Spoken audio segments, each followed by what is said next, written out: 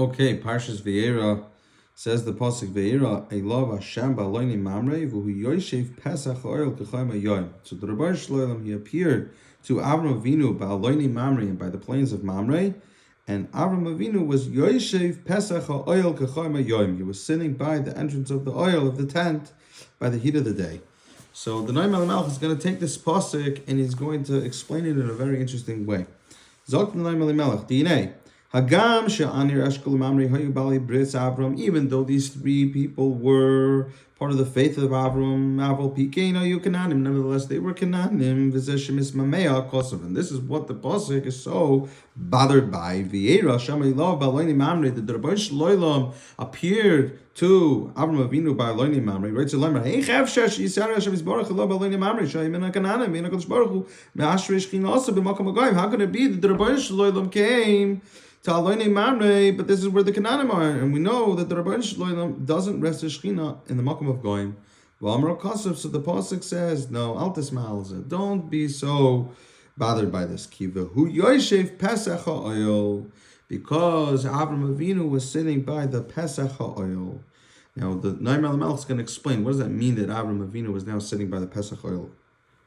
Perish shekein derech hatzadik. This is the way of a tzaddik. Hagam shulamata. Even though a tzaddik is down here, you see a tzaddik, you see a human being, you see a tzaddik, you see a yid, you see him down here. Aval ikar yishivasai hulam malabel loimois al yoinim. The hem nikraim al moed. But really, his main dwelling place is upstairs in the other worlds. That's called oil moed. The other worlds, they're called oil moed. Because they are like a lot of simcha and a lot of joy, just like on a yomtiv, like a moed, just like the same thing. So therefore, they're called that. And a tzaddik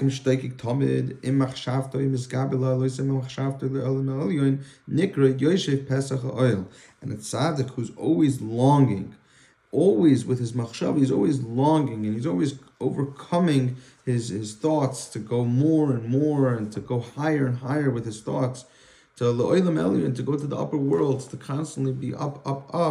That's considered his Yoshev Pesach HaOil.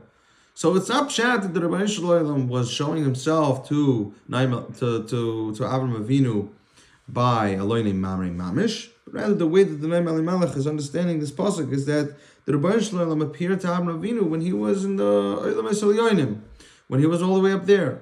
And that's the way of a tzaddik, that a tzaddik, his machshava is all the way up there. Now, how could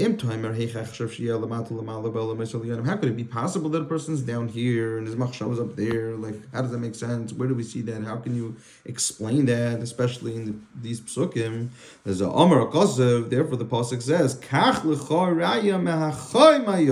you should take for yourself a raya of this idea of being in one place and being in another place at the same time, from the pasuk of Choim Hayoim. That's the end of this pasuk. The Hainu Mahashemesh, just like we see by the sun. Shehi lemal b'shamayim v'oyer mazriach lamata.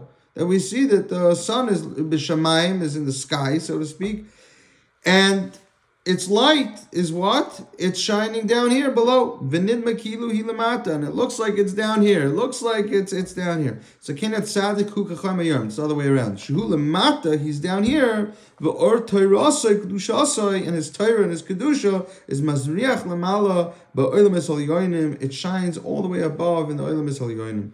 V'zehu, and that's pshat in the pasuk. Ashrei tivchar uskariv yishkain chetzerecha. That fortunate is the one that the Rebbe Shloim chose and he brought close to dwell in his chotzer. Which means to say in olam elyon. But of course, the Noam Elimelech is teaching this idea that a tzaddik, no matter where he is, where it seems that his machshava, the way he conducts himself, the way he longs constantly, is always to be in the olam elyon. He's down here. Of course, he has a mission. Every yid has a mission. But nonetheless, their mind is somewhere else. It's in an extremely holy place, and this is the way of a tzaddik, and this is the way that Avram Avinu was, and we should be zoyecha to be able to have that chukah, to have that want and long and desire to constantly grow and constantly elevate our minds and elevate our are places of where we constantly are and to grow and to want to be closer to the Rebbeinu Shalom.